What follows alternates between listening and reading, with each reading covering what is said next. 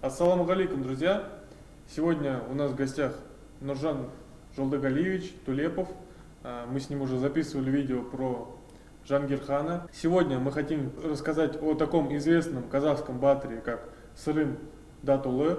По традиции, пожалуйста, подписываемся на наш канал, ставим лайки, чтобы это видео увидело как можно большее количество людей, пишем комментарии и жмем на колокольчик, чтобы получать информацию о выходе наших видео. Мы будем снимать о истории казахского народа, о истории тюрков, о истории ислама и вообще о истории мира.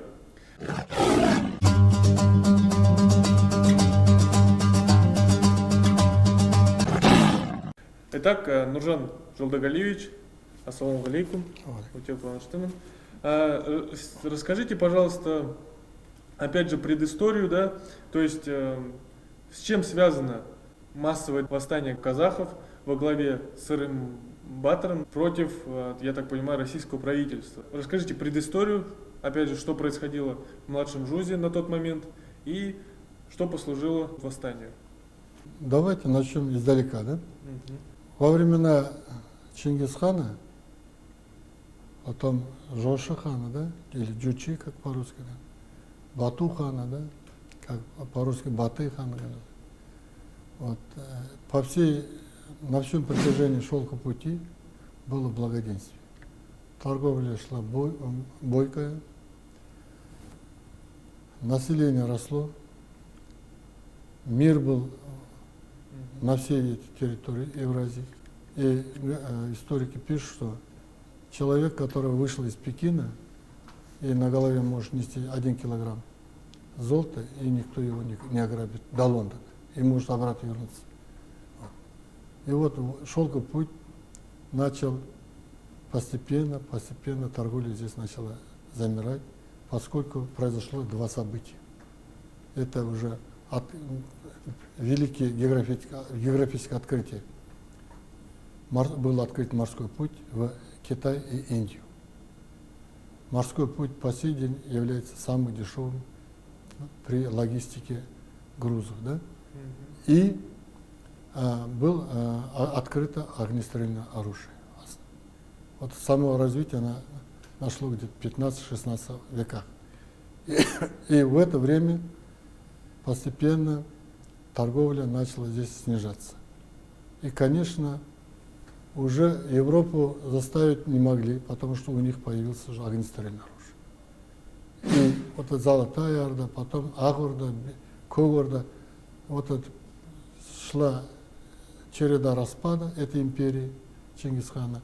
Распадался, и в конечном счете образовалось и 3 жуза, да, и младший жуз. И начинается война с джунгарами. К ее завершению уже на территории Российской империи, на территории Казахстана, современного Казахстана оказалось поле зрения, да, интересов, национальный интерес Российской империи. Они хотели продвинуться в сторону Средней Азии и выйти сухопутный путь на Индию, так скажем. К этому морскому пути. Да, к сухопутному пути торговли с Индией. И вот поэтому, ну, конечно, шел передел империи, да, и поэтому европейские страны начали осваивать, например, Америку, да, Австралию и так далее, Индию, Китай, а вот Россия, она в сторону Китая начал продвигаться сухопутным путем. В наше время крайне необходимо знать историю своего происхождения, ибо без знания истории предков человек не может считаться образованным. Если вы хотите узнать историю казахского народа, наши традиции, наши пословицы, происхождение самоназвания казах, о родах, о религии и о военном деле, предлагаем вам приобрести книгу «История, традиции, культура казахского народа», написанной Ларисой Утешовой. В книге простым языком разобраны ответы на самые волнующие вопросы с помощью исторических архивов, с использованием архивных фотографий. Сама книга выполнена в казахском дизайне, а ее листы из дорогой финской бумаги. Приобрести ее можно, написав в WhatsApp по номеру 8 902 046 1405. Айвар Азаматов. Доставляем по всей России и СНГ. Эта книга станет отличным подарком и для себя, и для самых близких. Вперед, Казахстар! Пора изучать казахскую историю. И, конечно, строительство кордонов вдоль реки Урала в конце концов привело к тому, что казахи остались отрезанными от зимних пастбищ на Рым-Песке, или по-русски как называют, Рым-Пески. Это междуречье Волги и Урала. Тем более, теперь чингизиды, которые правили этой империей, постепенно междоусобица между ними привела к большим конфликтам, междоусобицам и распаду государственных образований. И когда уже первое время, когда Россия начала закрепляться вдоль реки Урала, ханы активно выступали против экспансии России, были вместе с народом, так скажем. Но по мере освоения этой территории они уже начали как бы уже переходить на сторону, ну, стали марионетками, так сказать, царской администрации. Особенно дети Да, Абулхаира, да, но в это время, конечно, правили потомки Абулхаир-хана, конечно.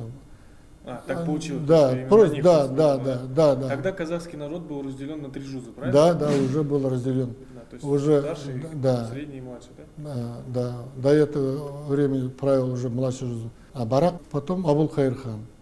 И поэтому его потомки были Как раз вы во власти. Да.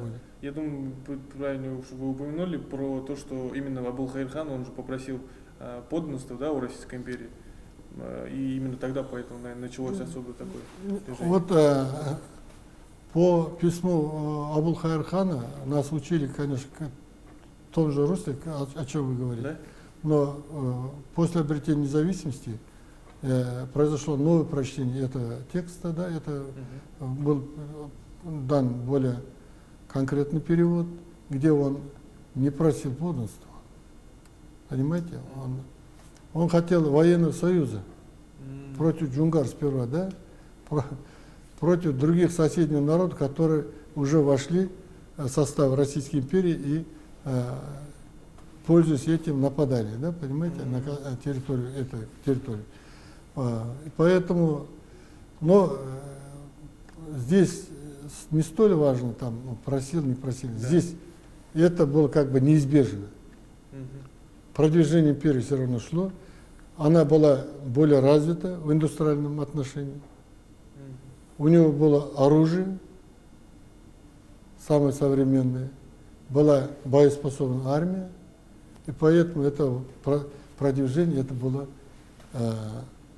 вопросом времени, так сказать. Вот.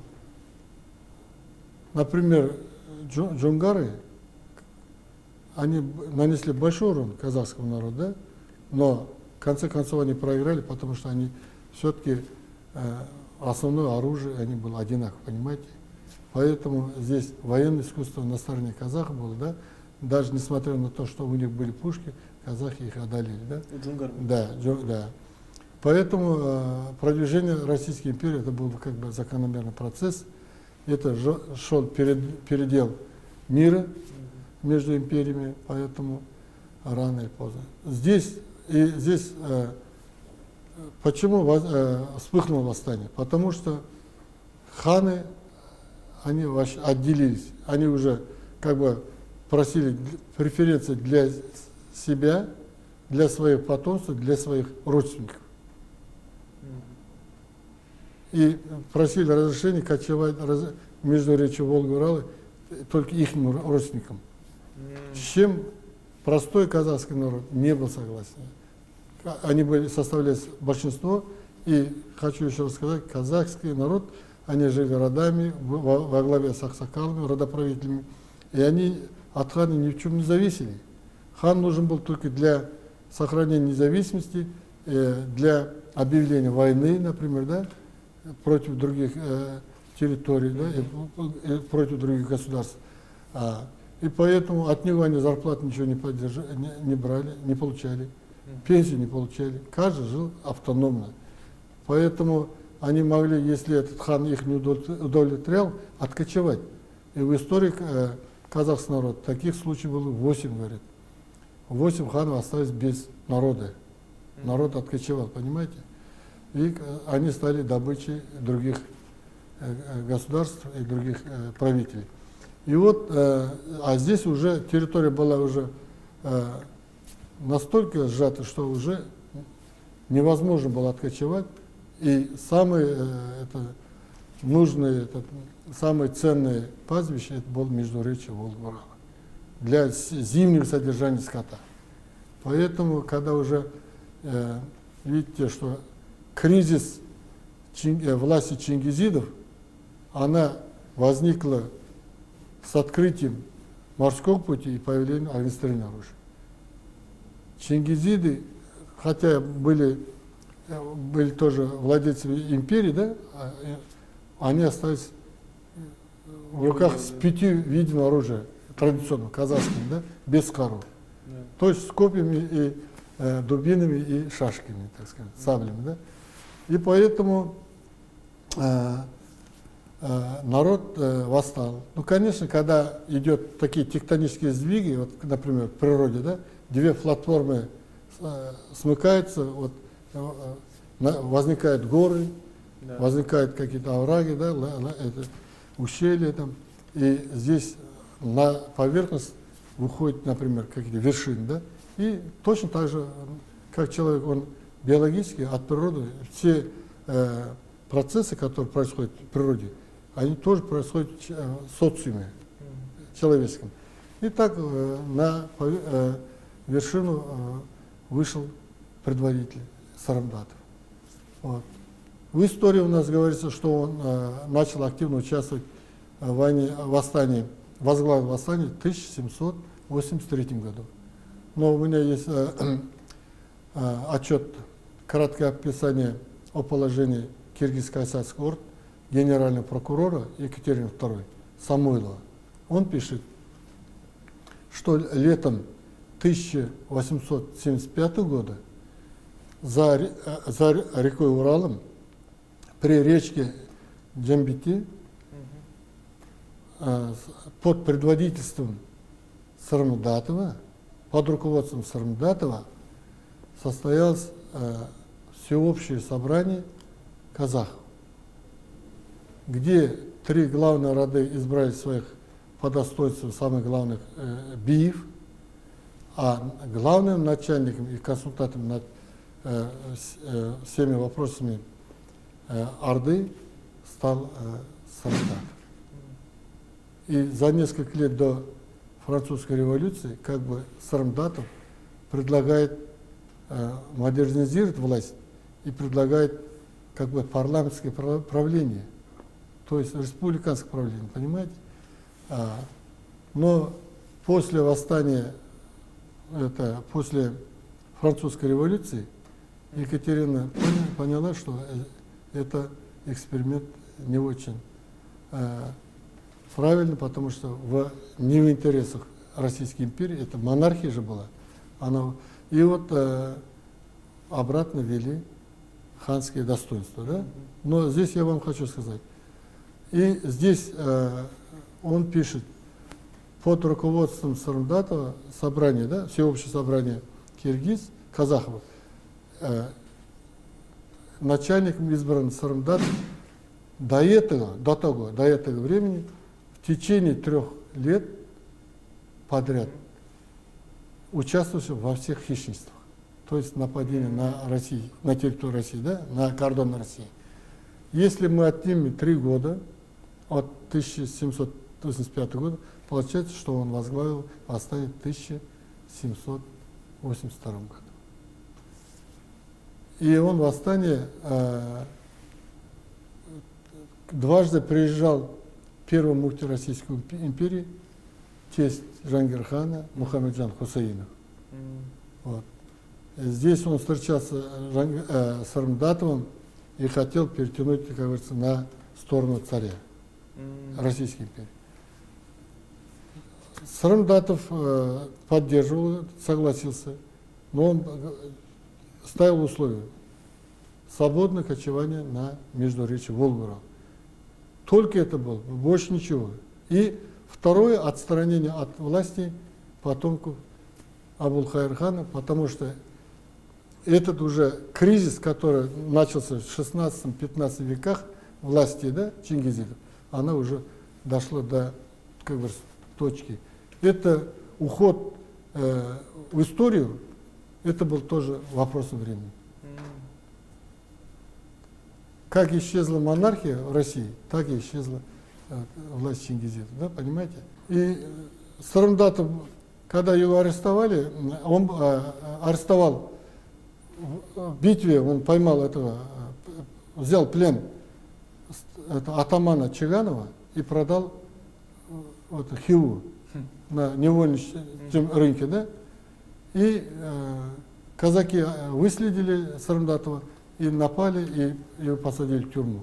Да, читал об этом. Да. И его выкупил Нуралы хан. Да. В то время они были как бы, тем более, он женился на сестре Сармдатова. Так. Но позже опять произошли разлад между царской администрацией и народом, и во главе Сармдатова. Почему? Потому что казаки просили, требовали аманатов, просили деньги, требовали деньги на переход. Нападали. Да. И после этого опять началось опять восстание Сармдатова, началось нападение, и он тоже пленил там, нападал на русское селение там, и крепости, и брал плен людей. После этого была, уже с приходом барона Игельстрома в Оренбург начался новый этап, уже мирный этап, так скажем. И вот, да, здесь уже изменилась политика, и поэтому Сармдатов начал как бы сотрудничать. Потом были жалобы на Игельстрома со стороны казаков и других там чиновников, и его отозвали. Направили в Польшу, по-моему. И здесь опять началось восстание, опять вспыхнуло. И поэтому на жесткие меры, карательные меры Сармдатов тоже выступил жесткие. Тоже совершал нападение. Конечно, его поддержали многие бии. Поэтому история эта хорошо описана. Но самое главное, вот эта территория между речью Волги и Урала оставалась все-таки территорией спорным. На нее претендовали и другие народы, которые жили по соседству. Да? Те же киргизы, татары, вот, контуровские, да? Вот, и другие. Но после смерти Екатерины II, в ноябре 1796 года, через 10 месяцев Сармдатов объявляет о прекращении своего восстания. На 29 августа 1797 года, и на реке Хобда он говорит, что народ поиздержался, ему нужны ярмарка, надо закупать одежду, я прекращаю свое восстание, но взамен вы меня избираете, включайте в состав ханского совета. Он предлагает российскому правительству, да? Да, и вот его вместе с 1000 воинами Сарбазом прибыл, поэтому его предложение принято, он был включен в состав ханского совета, и он вместе с Букир-Султаном уже мирными средствами, путем дипломатии, путем сотрудничества с российской администрацией требовал вернуть междуречье Волги для свободного кочевания. И уже 11 марта 1801 года Павел I подписывает грамоту, где он на просьбу Буки Султана говорит: охотно разрешаю кочевать на внутренней территории, которая после стала называться Буки, по имени его первого основателя Букиевского ханства. Но первенство и вот самое главное, то, что эта царская администрация вернула и разрешила кочевать на эту территорию, это заслуга, конечно, Сарымдатова. Вот. То есть это все он, ну, по И сути, он проделал. это его, подвинулся. результат его деятельности, вот, государственной деятельности, так скажем. То есть в итоге все закончилось тем, что, ну, то есть шли войны, да, постоянно, то есть казахи воевали в то время с казаками, да, в основном, вот, с карательными отрядами, и в итоге так получилось, что, ну, сложилась обстановка, что Сарымдат Батыр решил предложить российскому правительству как бы перемирие и условия, да, свои. Ну, у него условие, у казахов было только одно: вернуть междуречье Волга-Урал для свободного кочевания. И в итоге, Больше, больше других не было же, да. И в Но итоге- здесь же там царь-то высоко, все решается на местах же, а она на местах, она такие кульбиты совершала. Поэтому она вызывала неудовольствие, да. Даже вот на запрет, приказ был от Екатерины II, чтобы не посылали карательный отряд, понимаете? Я вам даже больше скажу, Екатерина II, вот, когда Сарымдата уже арестовали потомки Абулхайр-хана, вот, Ерал-хан, Султан, да, она потребовала, чтобы его освободили, понимаете? И Сарымдат был второй раз уже освобожден из плена, уже от казахских правителей, понимаете? Вот. То есть карательные отряды пускала не сама Екатерина II, а именно вот Да, в ближайшие, основном, да, они это решалось внутри. Екатерина II занята была Европой там и войной с Турцией же. Так. И не все вот решалось. И поэтому у нас вот исследование у нас идет обычно по не архивным документам, а вот по книге Вяткина или других, так скажем, да. Надо же читать архивные документы, да, царской администрации и самого царя, да, или царицы, да, и вот царской прокуратуры, так скажем, да, вот главных, да, и надо же изучать докторские работы российских ученых. Вот то, что я говорю, я почерпнул из диссертации российских ученых. Вот. И вот после победы над Пугачевым река Жайык был переименован, Акжайык был переименован на река Урал, Уральские горы были переименованы в Уральские горы, да? И теперь, чтобы этот стереть из памяти народной о восстании Пугачева, даже яицкие войска было переименовано в Уральское войсковое казачество. То есть это все проделала именно Да, Екатерина и, II, да, и Она всё это- она издала указ 15 января 1775 года, да? И с тех пор уже здесь запретили местным казакам избирать атамана на своем кругу, войсковом круге. Начали посылать атаманов из столицы с утверждением царя, да?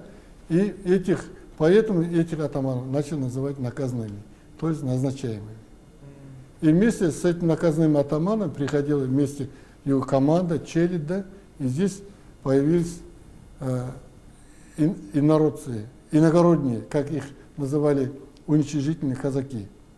И к началу революции, Октябрьской революции, их количество сравнялось с количеством казаков по 160 тысяч. Ну, это специально делали, чтобы... Ну, не знаю, так исторически сложилось. Понял, И вот восстание, оно было только из-за земли вначале. А позже, уже когда ханы стали уже заботиться только о себе и о своей челяди, о своих родственниках, тогда уже народ возглавил Сарымдатов и потребовал, чтобы... И он достойно представлял народ и на чужбине, и на перед властимущими. Мгм. Поэтому народ его любил. И вот когда султану, Букей султану разрешили на кочевке занять территорию междуречия Волги и Урала, народ за ним не последовал. И нужна была и такая историческая личность. Это я цитирую слова из письма полковника Скворцова, да? Он пишет, нужна была историческая личность, которая могла повести за собой народ. И такая личность есть, это Сарымдатов. И он пишет, что я написал письмо и Букей султану, и Сарымдатову, где Сарымдатов сказал, что если он первым из родов перекочует своими подданными, я ему добьюсь для вас должности судьи. Сарымдатов вместе с Букей султаном перекочевал, но не стал, как говорится, продаваться или как-то и просить должность. Он откочевал в Хиву, где по некоторым данным говорят, что он был отравлен. Там, раз. Его могила найдена, сейчас он похоронен. Там Гайбата, да, вот это? Который? Да, Гайбата. По-узбекски Гайбабо называется. Вот. Как переводится там? Гайбата. Это, ну, чужой дядя. ну, издалека, который человек, который пришел, да, да. Он, гайб это у нас это далека называется, далеко. И вот с узбекскими учеными, этнографами было, их спрашивали как. Они подтвердили, что это здесь в любом случае похоронен казахский воин, да, знаменитый человек, потому что казахи всегда хоронят на холме, так, на высшем. А тем более, если он как бы знаменитый человек, он тем выше старается, да? А архитектура мавзолея не похожа на узбекский, понимаешь? Да. Из самана был построен. Сейчас уже из кирпича был построен. И вот по форме это мавзолей, он скорее всего казахский. И вот уже по воспоминаниям, там, из устным документам, из устным этим трансляции сведений было доказано, что здесь похоронен Сарымдатов. Сейчас там воздвигнут усилиями местных, там и узбек, и других народов, казах, каракалпак, воздвигнут мавзолей, вот, и памятник от нашей республики. Сейчас в мавзолей Гайбата там поставлен памятник от казахского народа, от нашей области, что здесь похоронен Сарымдатов. Там проложили там, дорогу, да, немножко, да, асфальтную. И забор высокий, там это кладбище. Есть специальные люди, там его содержат, да, охраняют. Когда приходит помянуть, читает специально это молитвы, да, и его как бы в надлежащем виде его содержит, да. А расскажите о внешности, может быть, известно что-то о внешности, о том, из какого он рода был, да, Сарымбатор. Вообще, какие факты о нем известны, интересные? Ну, Сарымдатов это род Байбакты. Вот, это есть такой у нас Униката Байла, да, это ее 12 детей, да, это стали во главе родов, да, и вот он является из рода Байбакта. Вот. Теперь, ну, конечно, они имели свои пастбища, свою территорию кочевания. Он был еще главный вроде Байбакта, да? Да, он был старшиной, там, главным среди них. Позже его, когда народ его избрал главным над всеми родами младших жузов, царская администрация его Тарханом назначила. Тарханское звание дал, да? Тархан это кто был? Ну, это такой старший старшина или как-то так, самый главный старшина, что-то такое. Но Тарханское достоинство, но позже она и отобрала ее, когда он уже начал обратное восстание. Вот такое дело. По его потомкам можно судить, что он был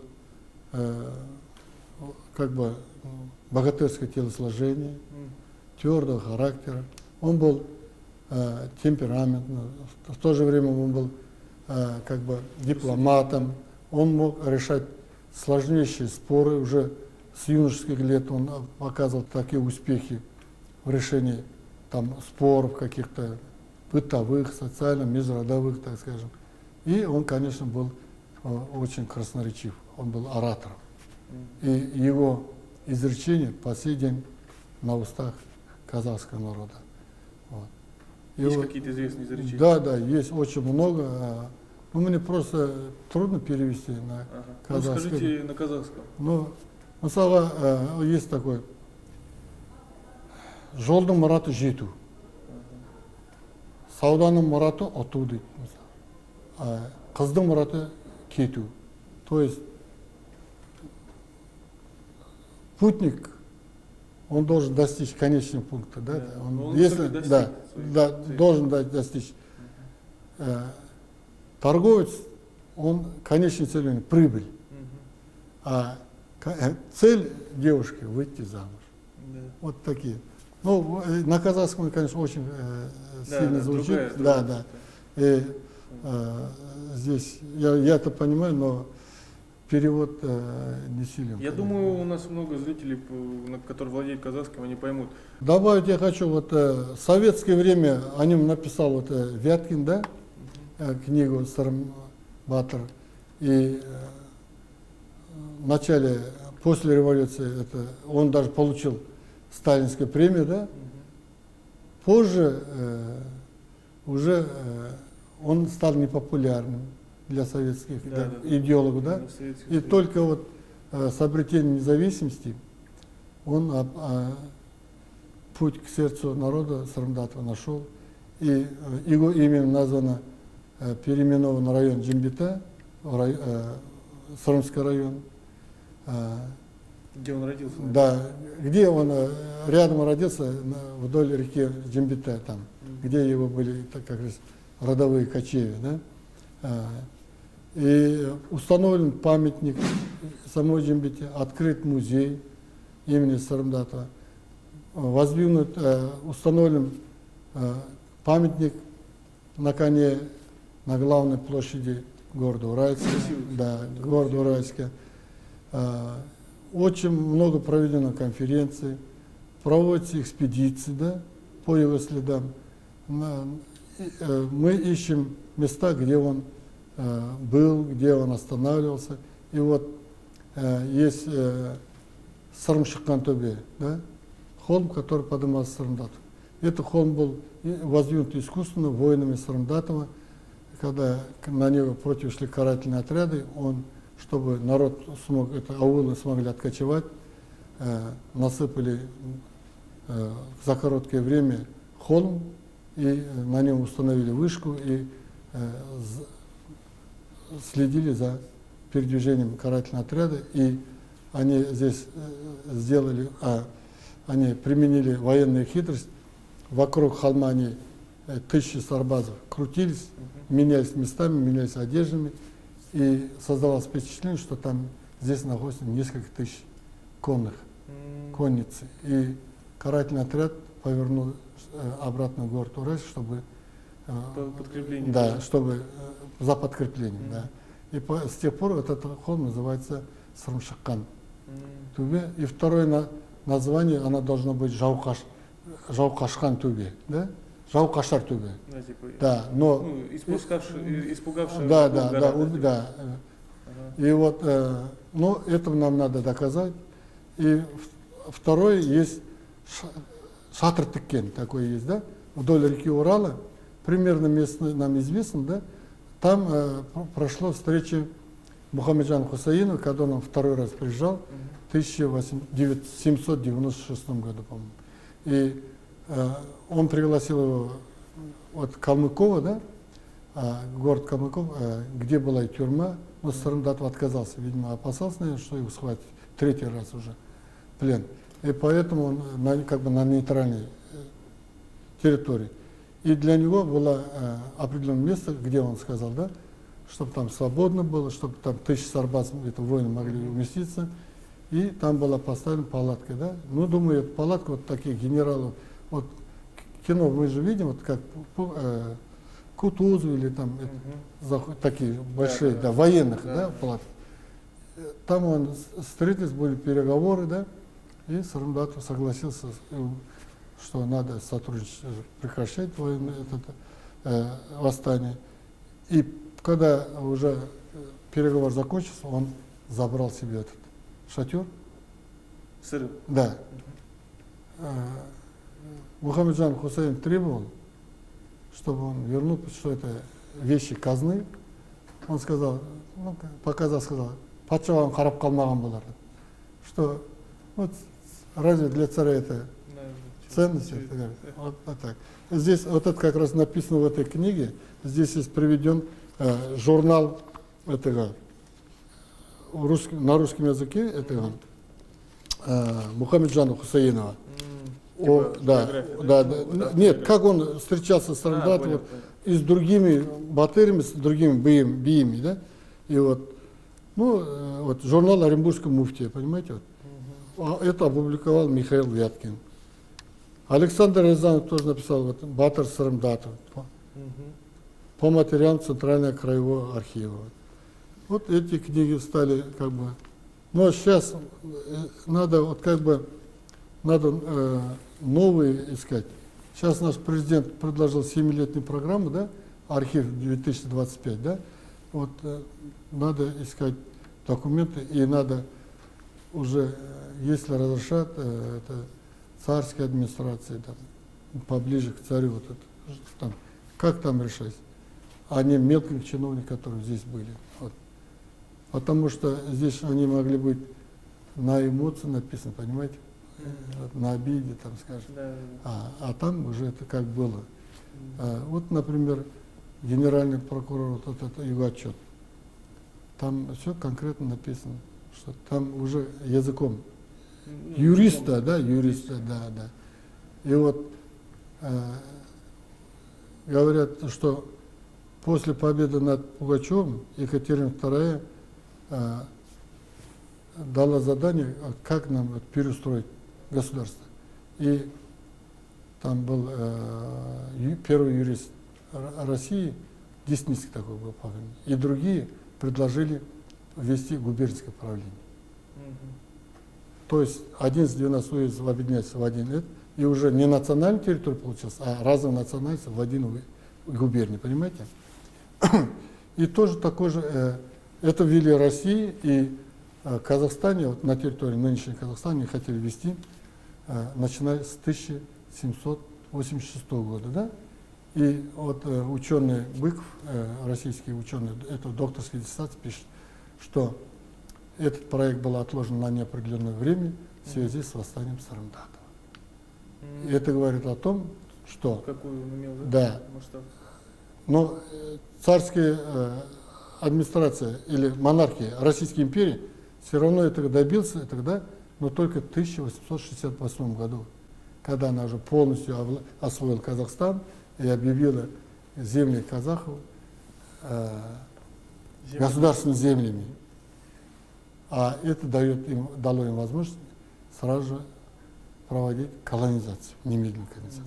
И значит, где-то на 80-90 лет этот процесс Сарымбатов отодвинул, понимаете? Его заслугу перед казахским народом. Вот почему его уважают. А если бы тогда произошло в те годы, русификация казахского народа, возможно, она уже была завершена бы к началу даже Октябрьской революции.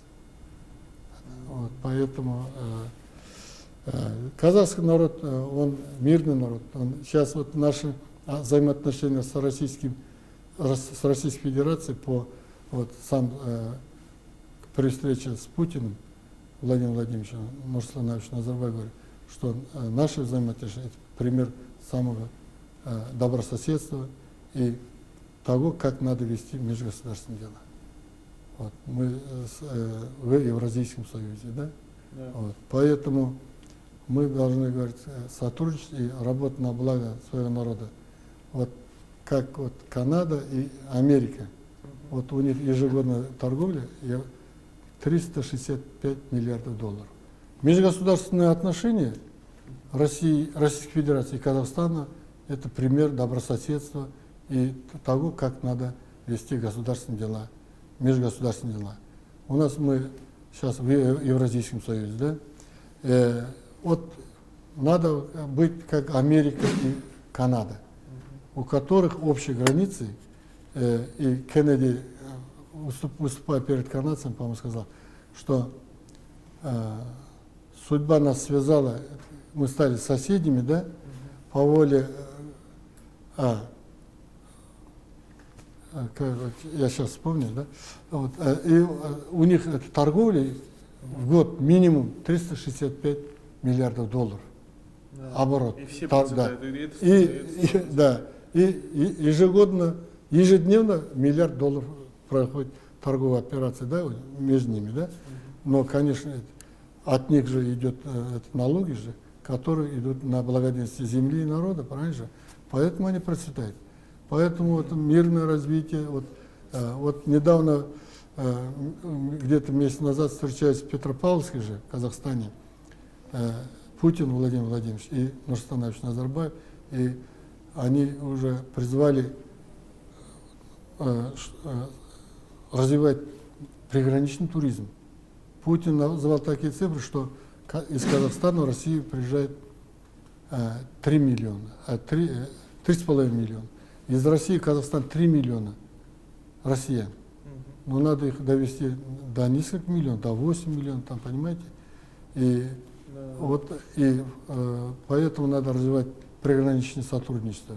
И вот поэтому наша экспедиция вот, по Палацкому району, где мы нашли сохранности летнюю ставку, здание из летней ставки Джангир-хана. Их можно превратить в музей и включить в маршрут агротуризма между Россией, приграничной, да, и Казахстаном. У нас ханская зимняя ставка и летняя ставка. Рядом плотина. Понимаете? И отсюда уже у нас сейчас строят дорогу до Букетской Орды, оттуда выехать на Сарайчик. Вот. Поэтому это даст нам больше развития территории, да, и развитие агротуризма дает это финансы в виде поступления налогов и торговли туристов, которые приезжают. Восстание Сырымдата и всех восстаний, это мое личное мнение, да, было самое некровопролитным. Так скажем. Именно восстание да. В основном они брали плен, но потом обменивали. И второе, он достиг поставленной цели, вернул междуречье Волга и Урала. Да? И при этом оставался всегда, хотя то врагом, то участвовал во всех, то был, кажется, ближайшим человеком, который сотрудничал с Российской империей.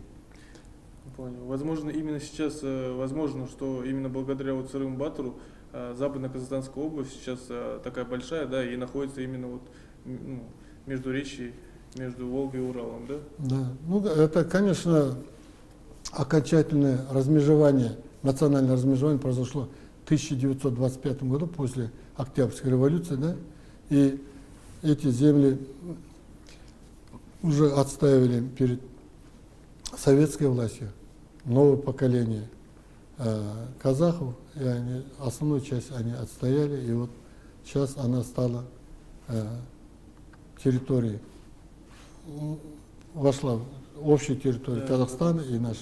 Сейчас Казахстан позиционирует себя по Конституции, статья 2, унитарным государством, то есть без деления на жузу, есть областя и города республиканского значения. И единый, сейчас идет процесс единения, да, народа, вне зависимости от национальности, так скажем. Да, идет. Рода, Да. Правда ли, что Сырым-Датов участвовал в восстании Емельяна Пугачева? Такие сведения приводятся, но лично я, это мое личное мнение, в это не верю. Если бы он участвовал, отношение к нему было бы совсем другим, да, и потом он Сырымдатов был твердого нрава. Он только так ради там красных словца или каких-то по эмоции, да, эмоционально не мог принимать решение. Он четко знал, что хочет казахский народ, что хочет, Российское правительство. да, что хочет его это высшая элита. Он все это знал, и он выполнял то, что было для него предназначено и историей, и волей, Божьей волей и волей народа. Понимаете? Поэтому те сведения, которые он приводит, я не верю. И вот приводит же, что он убил, даже вот в книге издано, что Исм хана, да? Да, кстати, я Да. читал об этом. И я тоже в это не верю. Да, его отряды могут быть, да? Но он сам лично не участвовал. И вот сейчас большинство историков к этому склоняет. Рахмет сізге, Нуржан Жолдогалиевич. Мгм. Очередной раз очень интересно, очень подробно восстановили хронологию событий, рассказали об этом человеке. То есть я надеюсь, нашим зрителям станет более известен этот человек, Сырым Батыр, великий наш Батыр казахского народа. Посещайте музей, который находится в городе Уральске, музей, посвященный Жангирхану, в котором работает прекрасный человек Нуржан Жолдогалиевич Тулепов. Посещайте его, приходите, смотрите экспонаты, рассказывайте о нем и узнавайте, интересуйтесь. Нет, я хотел сказать, что вот вначале ты сказал, что у нас в гостях. Да, согласен. Вы у меня в гостях. Да, правильно. Нет, мы в гостях у Нуржана Жолдогалиевича Тулепова, но видео вы у нас в гостях. Вот. Кеш у нас, да? Да. Ладно, Да. сау болыңыз, Да. рахмет.